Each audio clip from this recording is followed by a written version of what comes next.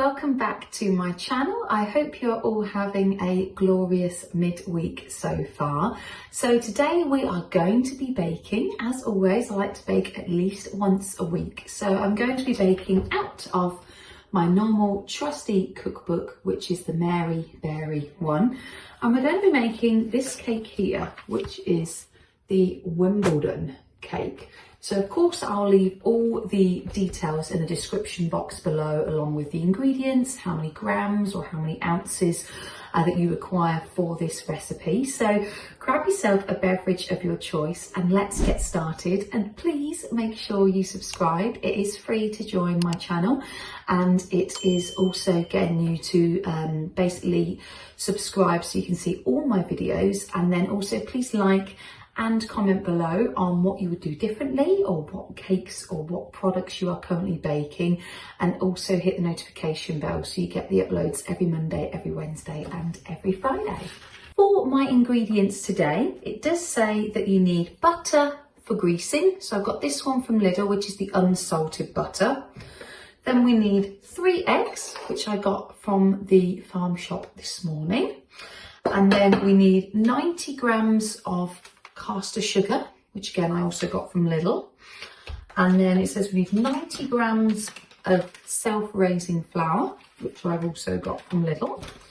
And then for the filling and the topping, you require 300 mils or half a pint of whipping cream, whipped until thick. So I got this fresh double cream for pouring, ripping and cooking from Lidl.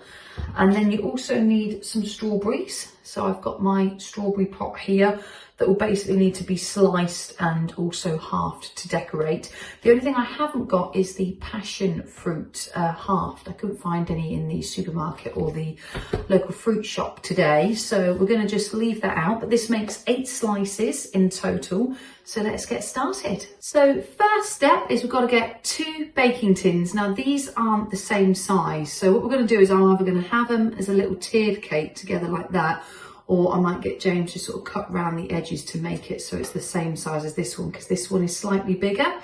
So basically I need to lightly butter the cake tins, line the bottoms with baking parchment, and then butter the parchment together. And a good tip that it says in the book that I didn't realise is, as soon as the mixture is prepared, turn it into the tin and level the surface.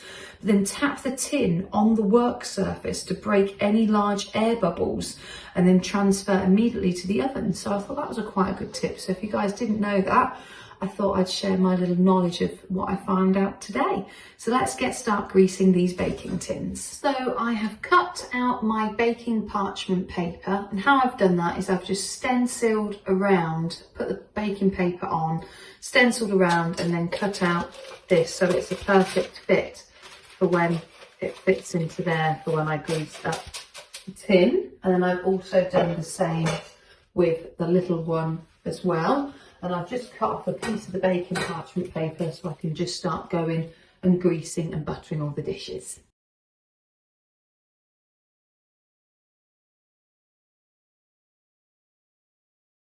So I've now greased and butterproofed all of the dishes in here like so, and I've also got the baking parchment paper in there. So we're now on to the next step, which is step 2. So it says put the eggs and sugar into a large bowl and then whisk with an electric mixer at a high speed until the mixture is pale and thick enough to leave a trail when the whisk is lifted out. So I'm going to use my little hand blender mixer to do it, and then I'm going to put the eggs and sugar just into this large bowl that I've got here. So this is my little mixture here. So it's pale and thick enough to leave a trail when lifted out. So now we are going to do step 3, which is sift in half of the flour and fold in gently, and then repeat with the remaining flour. So I'm going to put that back into my bowl here. So we're going to pour the mixture in here like so. And then what we're going to do is start adding in the flour mixture and weighing up that.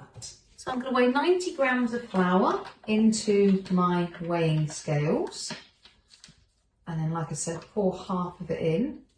So there's not too many ingredients in here, guys, that we need to actually add in.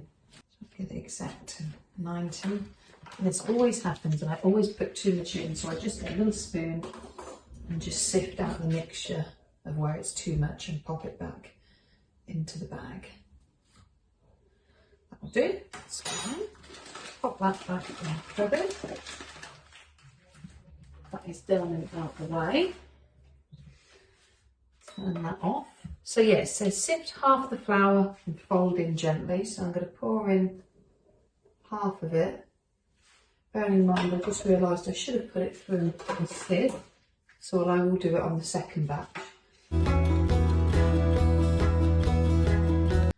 So this is my mixture that I have done. So we're now on to step 4, where we've basically got to divide the mixture between the tins and then tilt to spread to mix the mixture evenly. So these are my tins of mixtures.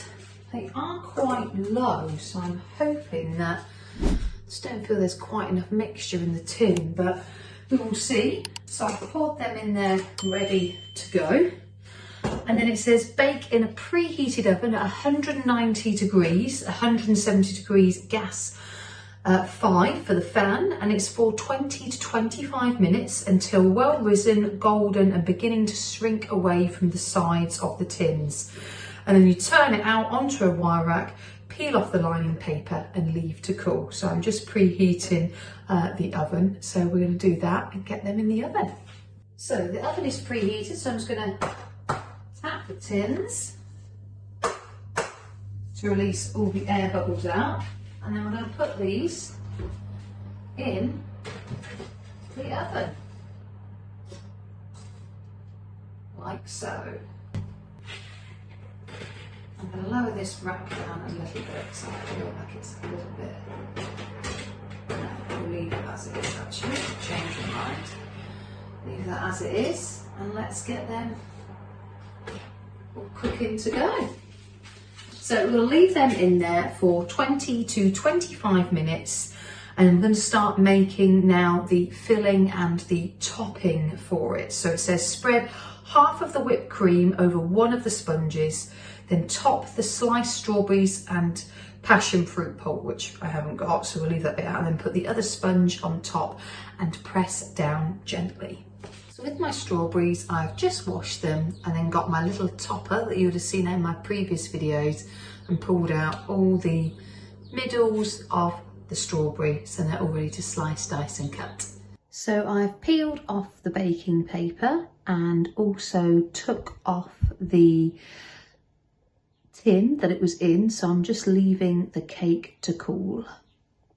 So I've just put the finishing touches of the whipped cream. James has done the double whipping cream for me, but he has decided that he needs to put the finishing touches on it and use up every single lick of cream.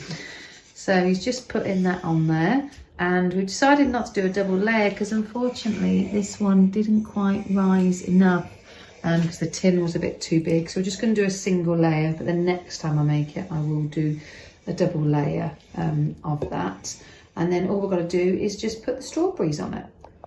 So the last part now is James is just decorating the strawberry halves onto the cake, and then he will be the chief taste tester later on and will let you know his verdict of what he thinks of the cake out of 10. A bit caked out at the moment. Yeah, so we'll have to have a slice a bit later on when he... So this is the final cake, all complete, one tier. So please like, subscribe and hit the notification bell and comment below on what you thought of the cake, and let me know if you make it and let me know your thoughts. And I'll catch you later on in the week. Thanks guys, bye.